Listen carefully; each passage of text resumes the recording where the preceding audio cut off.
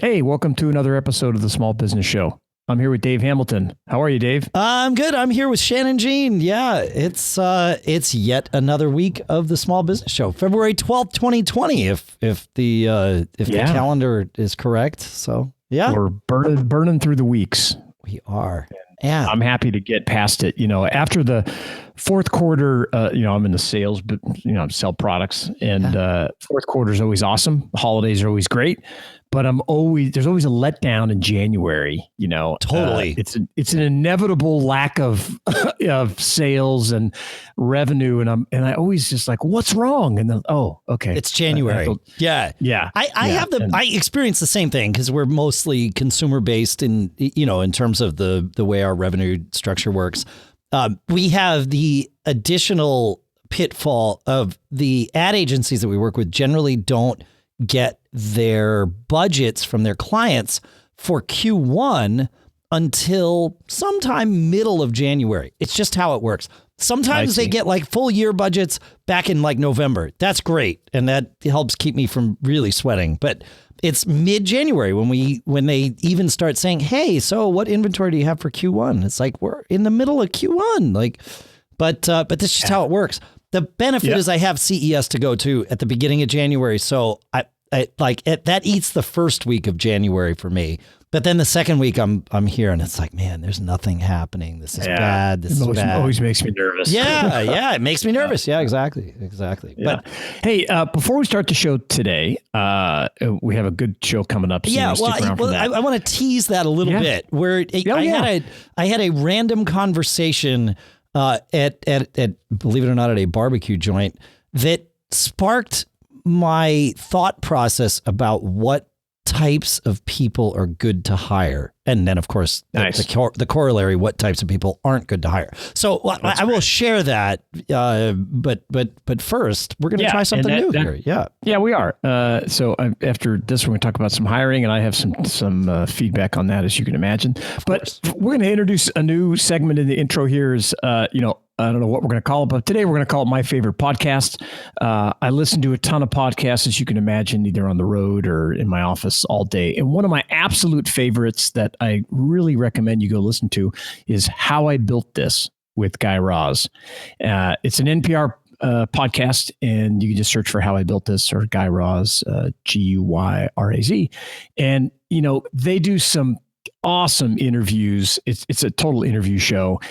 And even though I'm such a huge champion of, bootstrap small business that start from nothing, there are some of those on this show, but there's also a lot of big companies. They talk to, the founders of JetBlue, the founders of Instagram, and some small companies. And it just some really great stories, inspirational, how people have just overcome so many obstacles, failure, mistakes. Our favorite topics. Really enjoy it. Yeah, they talk about a lot. You listen to this show, you'll probably pick up a few cues of where I've gotten some of my inspiration for some of the questions that I ask, every week. And I really think you should be listening to it. You will enjoy it. You can find it on whatever podcast directory that you pull your stream from. It's good stuff. All right. Well, He is Shannon Jean. I am Dave Hamilton, and this is the Small Business Show, episode 262.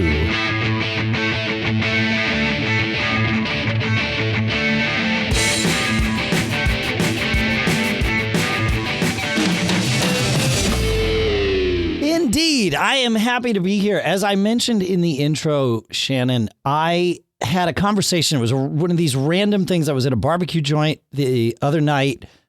It's weird to find here in New England, believe it or not, but classic barbecue joint. It was just over the Vermont border. We were over there for a hockey game. My wife and I went early because the game was on the New Hampshire side of the border. We found this barbecue joint on the Vermont side of the border, so we went. But we went a little early so that we could have dinner and then we'd go to the game.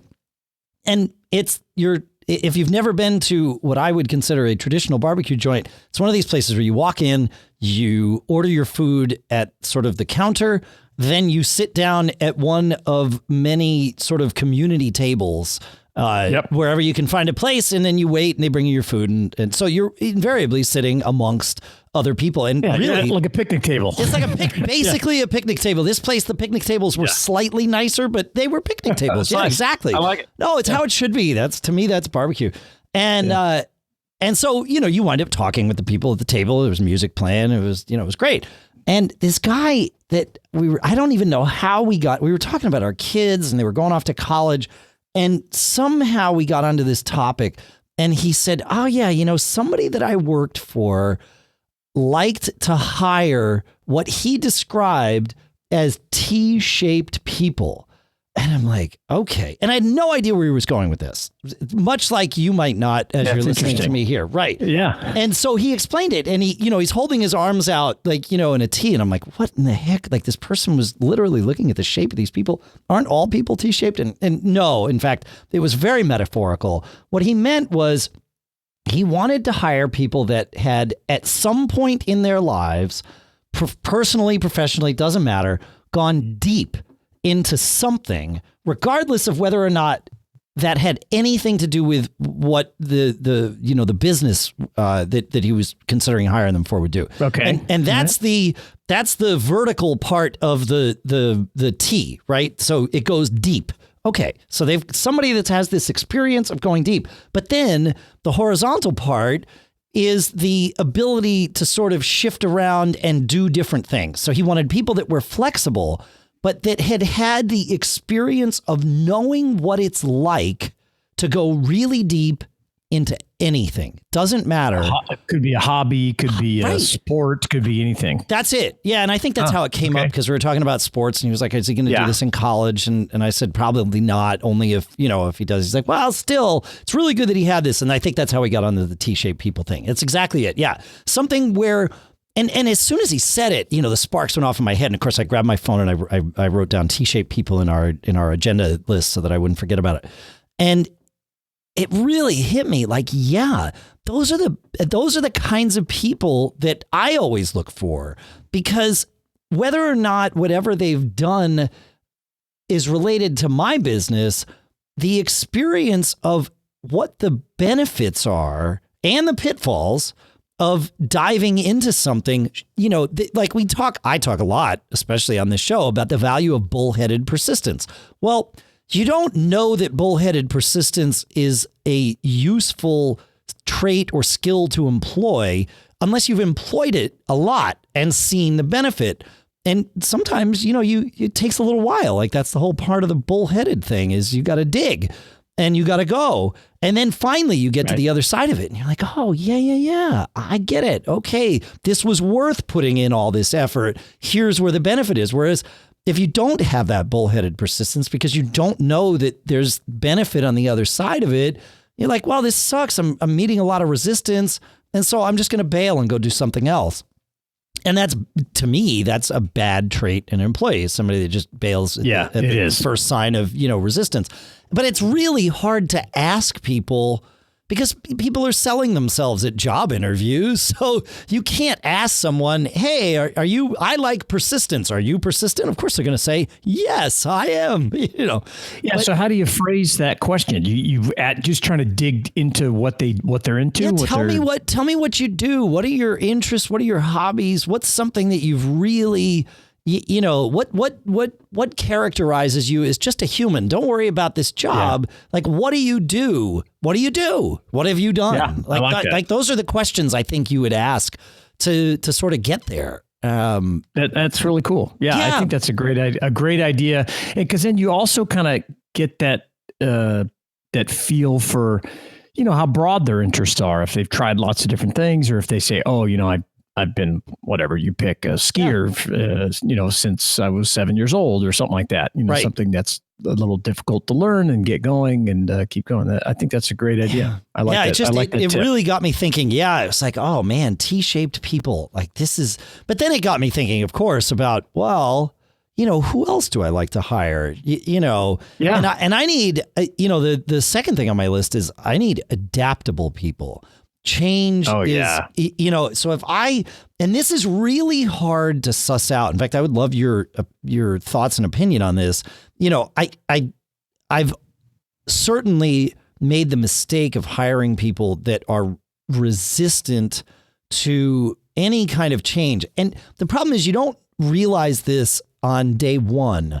You realize this on like day 300 is usually where it materializes for me. It's like, because when somebody comes into a new job, they are expecting change. But then as they get entrenched, and maybe this speaks more of me as a manager than anything else, although it doesn't happen with everyone. So maybe that's good. But you know, once they learn a way of doing something, it's like, okay, well, that's great. Now you're doing that. Great. Do it that way for now. Go do all these other things, learn all this other stuff. Now let's circle back around to that first thing. Let's change that. That's actually not the best. Let's adapt. And some people don't do well with that.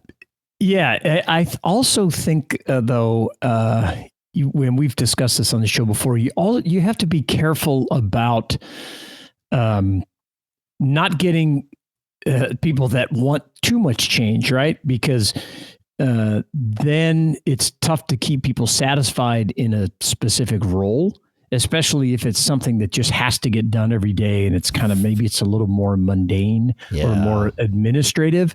Those people, I would argue, maybe that's where folks, you place people that, I'm trying to say this nicely, that don't embrace change, that want the routine, that want to come in and, work the numbers or do the data entry or do it every time. I love change, like, as you know, we talk about it here all the time, but if you have too many people that want change all the time, I think it can be a bit chaotic. So it's a balance of, okay, what role are you hiring for? Okay, I know this role, whatever, it's a salesperson or it's a technician, and we're going to have to change the way we do things all the time, new products, whatever it is. That person should be really open to change, but maybe the HR or the bookkeeping people shouldn't be as much. Oh, I like that. Yeah, that's fair. That's right. Yeah, because you do. It's a balance. It's a balance. I always say I worry when I realize that, the business or some aspect of the business is on autopilot, but they're actually some need to be, but some should be. That's true. Yeah, some parts of it in any event. Because the same thing happens every day. The checks come in, hopefully. The bills are paid, hopefully, and things happen on a routine basis. And there are lots. We are such champions of change here that I don't want to overlook that routine. And there's some people that are fabulously successful based on, routine of, if you figure out how to do something very well and you can do it over and over again, more power to you. So it's a balance, I think, is I guess what I'm getting at. I think even with that, the ability to have either self-awareness or the ability to listen to someone else, and that's very different than, hearing someone else. But you're right, that routine stuff is fine, except when it stops being fine, right? It can't get stale or they get stagnant, right? Yeah, well, even accounting. I mean, if I look at the history of even Backbeat Media, I mean, it's an old business in that it's 20 plus years old, but that's not that long in the history of the modern world. But still, in the course of that business, I mean, everything that we do in regards to our accounting has changed dramatically. We didn't have the idea of a payroll service 20 years ago. It existed, but radically different. ADP was the only game in town back then. Right. Now they're literally a dime a dozen. And you can pick one that you can do from your phone. Well, we didn't have smartphones. It wasn't even a thing. So depositing your checks is something that you do on a smartphone now, which obviously we didn't do back then. So the ability to recognize when adaptation needs to happen, even amongst the things that are mundane, that is important, I think. So you're right. It's a balance. I agree. It's not easy. It's not. And I think that a lot of it, like to your point, boils down to communication and knowing, hey, this change is coming. We're going to start doing our payroll this way, and communicating with people. And some people in your organization may be like, awesome, let's go. And other people are like, what? Wait, I don't know. So it's just understanding how to present it, how to, work within those groups. Cause, each of them have their value. I want to point out, I really like this this T-shaped concept and trying to, go deep into learning about, what people are interested in and see how deep they've gone. And it kind of, I have this favorite question that I ask in every interview. And because we would interview a lot of people and I would always forget the detail. I know it's terrible to say, but I'd have their resume. But, after I talked to, 20, 25 people, I'd be like, all right. What was that? Was that guy that lady? Yeah, you got to ask a qualifying question. Yeah. So I always ask him if there's, wait. Yep. I want to hold your question. Okay. Because, I want to talk about our sponsor, which is TextExpander. And the reason I want to talk about it right now is we're talking about how there's those of us that like change and those that don't. Well, those of us that like change, generally, that means we don't like the routine stuff as much. And TextExpander can help people like us to deal with those routine things that might be otherwise tedious, like answering emails, especially when it's the same email that has come in over and over again, that your customers ask this question. It's a simple answer. Why don't they just already know it, right? We've all been there, or at least I have. And rewriting that email or digging into your email to find the last time you sent it and copy and paste, that's a pain in the neck, and it adds to your frustration because you don't want to do the mundane stuff, but you have to because they're your customers. Well, you can have your cake and eat it too, because TextExpander is built for exactly that. What you do is you take that text that you're going to send those customers when they ask that routine question, and you put it into TextExpander. And you do spend one time really crafting and honing it. And then the next email that comes in that's asking that same routine question, you don't have to get frustrated. You just solve it. You pull up TextExpander. You can either do it with a menu drop down, or you can even do it from your keyboard. That's why it's called TextExpander. You type something short, it expands into your longer thing. You get to pick what you type. You type your little snippet. Boom, it expands. Now you've got the answer there. You don't have to proofread it because you've already done that. You hit send. You're done. Now you can feel happy about how efficient you were at answering the mundane routine question, and you can share them with your team with TextExpander for Teams. So you got to check it out. Go to textexpander.com/podcast. That's where you can get 20% off your first year's subscription there. And our thanks to TextExpander and the folks at Smile for sponsoring this episode. All right, Shannon, tell me, what is your magic question? Oh, my favorite question that I always ask to try to remember each person, and I always jot some notes down, is I just say, if there's one thing you would like me to remember about you when I'm reviewing the potential hires, what would that be? And I've had some interesting things, two that really are interesting answers, two things that really stand out to me. One was, and I didn't put a lot, I didn't know a lot about this before I talked to the person asking me questions. They said, I was I studied to be a dental assistant, and I didn't really go anywhere with that. I changed my career and went to the tech field. But I always remembered, I'm like, wow, dental assistants, they work with such tiny little spaces, and the tools they use are so fine, everything. So I thought this is perfect for a technician that's going to be working on microelectronics. And I wound up hiring him. They were awesome. And another one is a guy that, worked for us for years.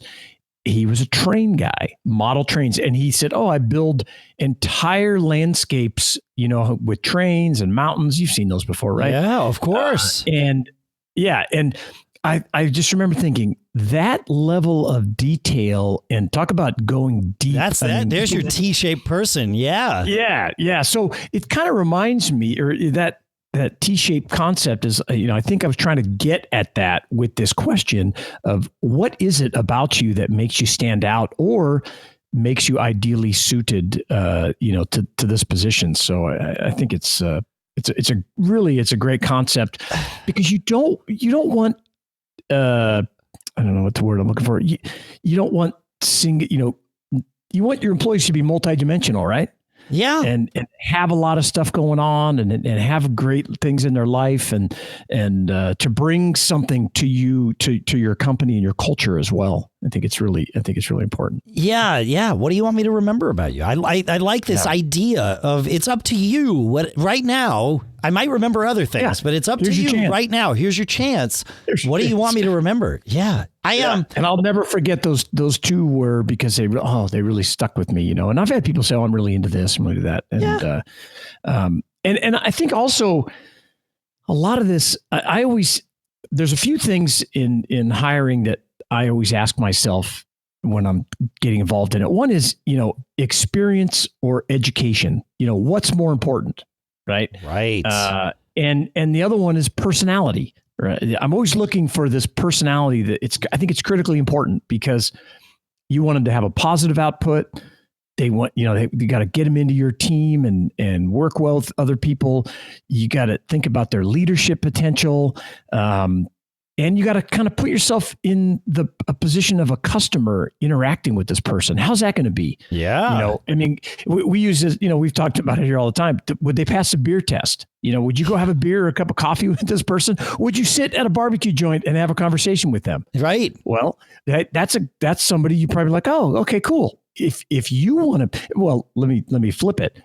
If you can't see yourself hanging out with that person, how good are they going to be with your customers? Right. Oh, yeah.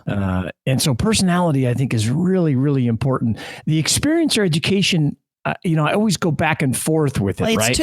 Education, the only reason I stop you there is because saying experience or education, I certainly am of I am of not only the school of thought, but the school of experience is education. It's just a different type of education, right? So did you learn in school or did you learn elsewhere, right? Like that. I get what you're asking. I totally understand what you're saying, but I just didn't want to pit these two things against each other. They really are. No. Ideally, you get ways both of learning, right? Yeah, and ideally, you wind up with a candidate that says, this is what my foundation was. I went and I learned this, and then I went and I've had these experiences, like your T-shaped concept. I'm really into this, and this helps me in this thing.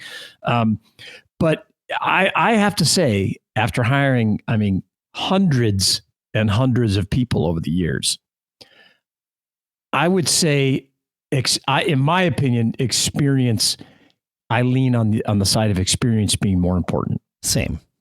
Yeah. And that's, I think for me, I've always thought that that's because that's what I know more than the I've certainly had quite a bit of education, but me too. But I didn't finish college. I wound up, I went to college at a weird time. I wound up going to the wrong place too. But the things that I wanted to learn, which was computers and programming and stuff at the time, I knew more about than most of my professors at the time. Like that has changed now. Yeah, I understand. Yeah, of course. And I also, like I said, I was at the wrong school and I approached it all the wrong way.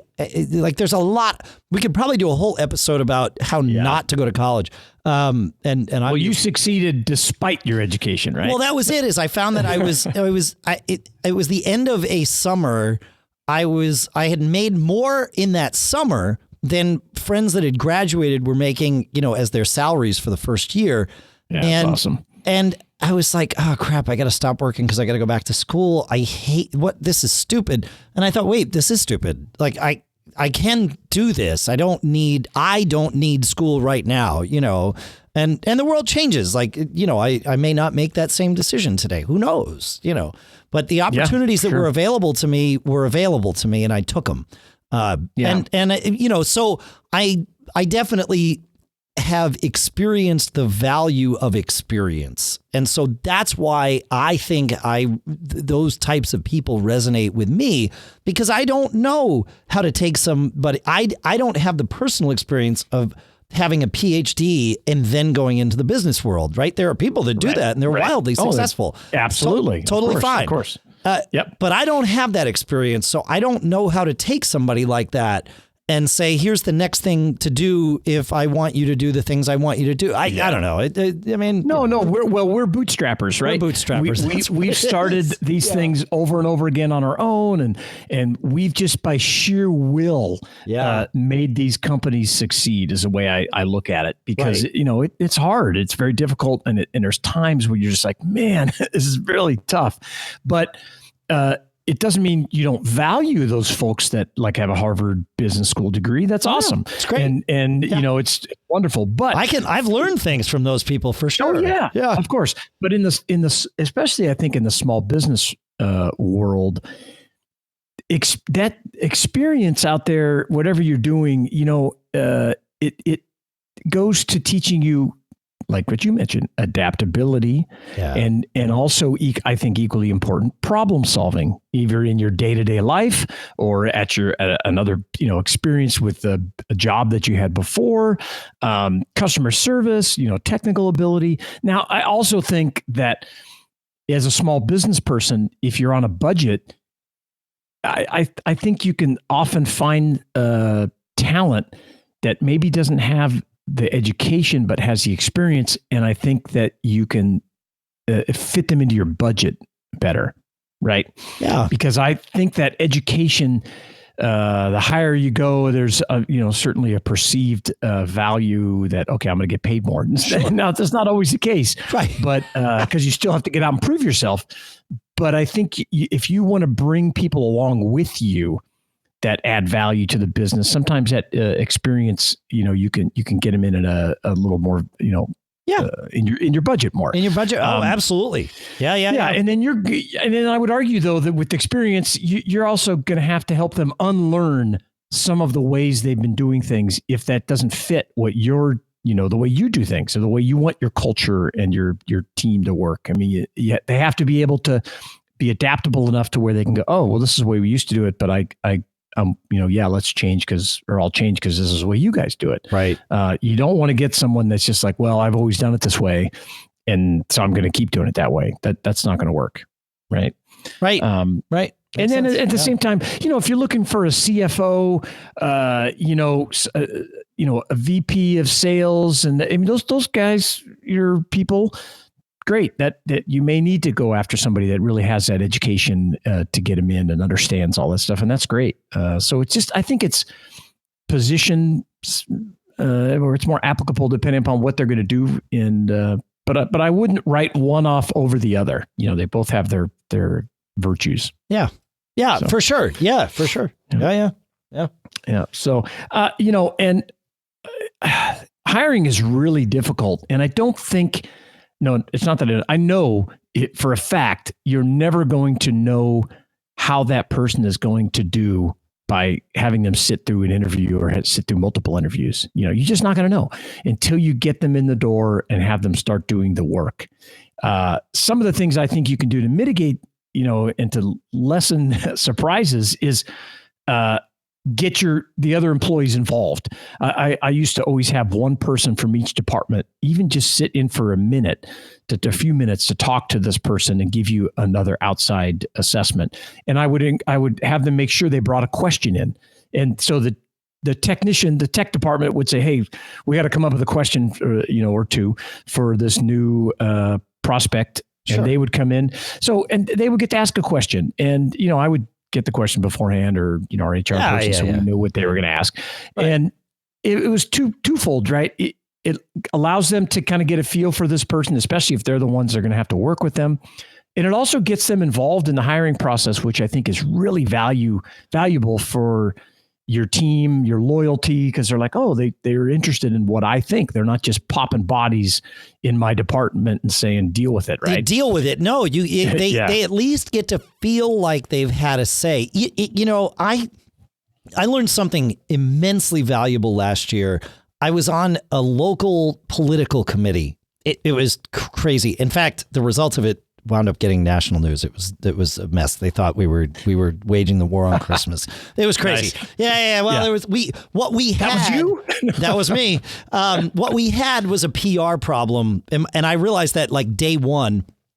And I also realized that, as the town rolled it all out, I was not invited to be, I mean, I'm not a town councilor, so I wasn't part of the spreading of the message. I was part of identifying the problem and proposing solutions. So I didn't get to be part of the rollout of the solutions, which was the problem. But what I learned on this committee, and it was a committee about inclusiveness in, winter holiday festivals is really what it was.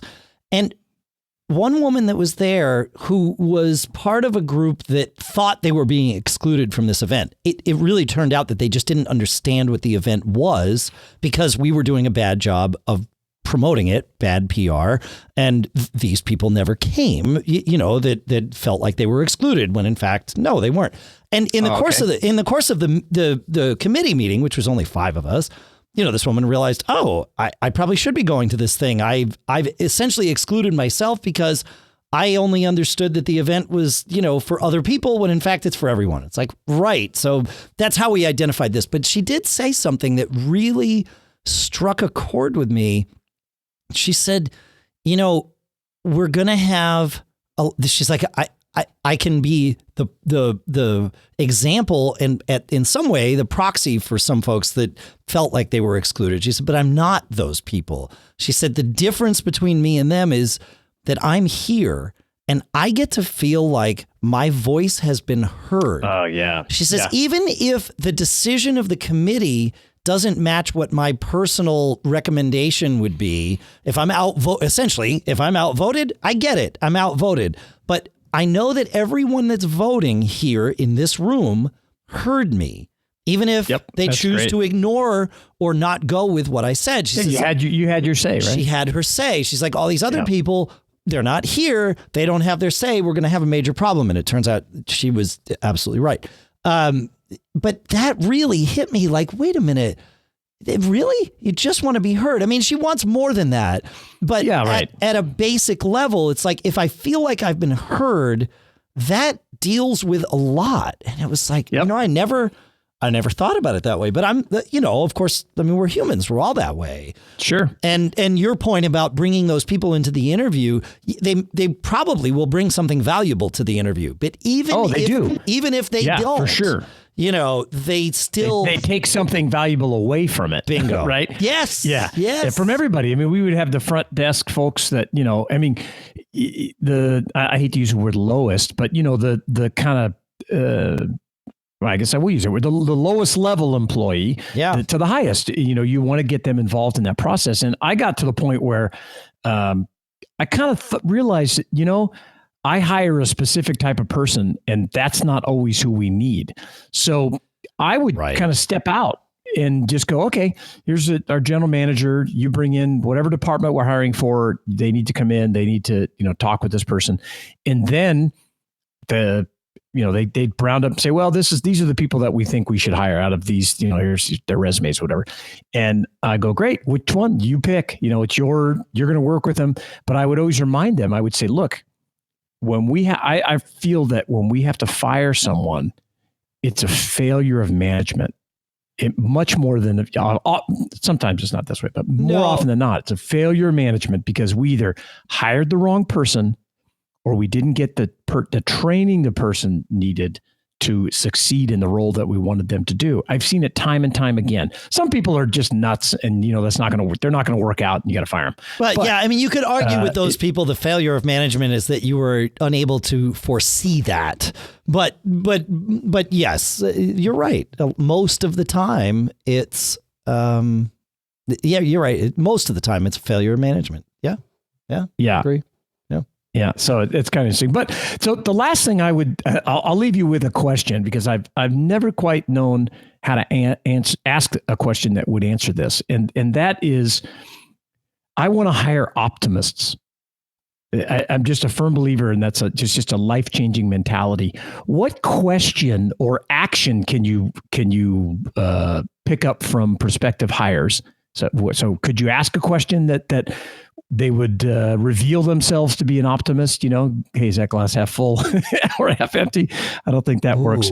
But I don't know the answer to this, but I've been searching for this my entire life, trying to come up with, and I have not succeeded. But The people that have succeeded for me have always been optimists. Is that this T-shaped person? Are they optimists in general? I mean, somebody that has the experience of going deep on something, you have to believe. Not always, but I mean, more often than not, like the only way you get deep is by believing that there's something of benefit. Yeah, maybe perhaps on the other side of all of this dang effort. Yeah, right. Yeah. And now, of course, I'm looking for some, 2 sentences that I can ask, and they answer, and you go, oh, got it. Yeah, okay, but I don't know if there is. I wonder who that. Like, how would you?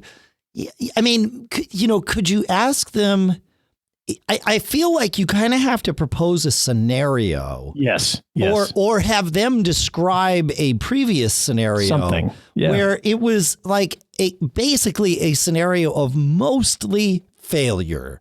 And have them see how they looked at it, and right? see how they looked at it. Yeah. Because it's like, what do you take away from this? Yeah. And maybe set it up in a way where the leading question is towards pessimism, right? So that the optimist is the one that's like, honestly, that's not that bad. We can solve this, man. That's true. And so, go ahead. No, I think that's how you have to do it. If you lead them to optimism, you're going to get that answer.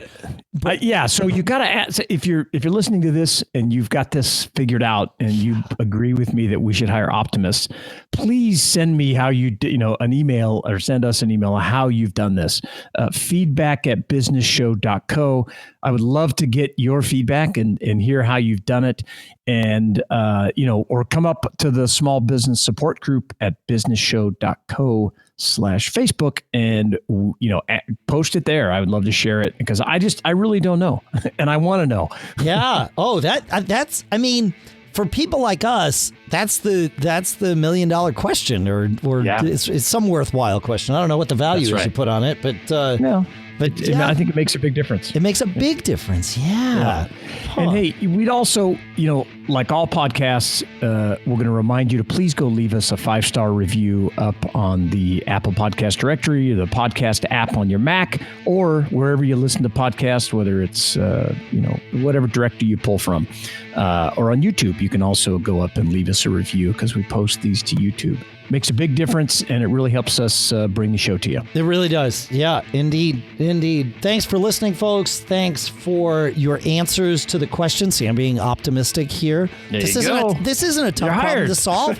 We'll just ask our listeners, and they'll tell us. It's totally fine, man. That's maybe that's it. Maybe there's something to this, right? Maybe there's a meta. If we zoom out, maybe we already have the answer. Because that's optimism for you right there. We might, yeah. I don't know, man. Well, we'll find out. In fact, we'll keep doing this show until we find out, and then after that, we'll keep doing it anyway. That's how it's going to work. Like he said, go listen to us. Subscribe to us on YouTube. We would love that. Yeah. Review us everywhere that you can think to. We would love to have that too. It really does make a huge difference. Thanks to our sponsor, TextExpander.com/podcast. And thanks, Shannon. Good show, man. Thank you, Dave. Yeah. It is the charmed life we live here. We'll see you next week.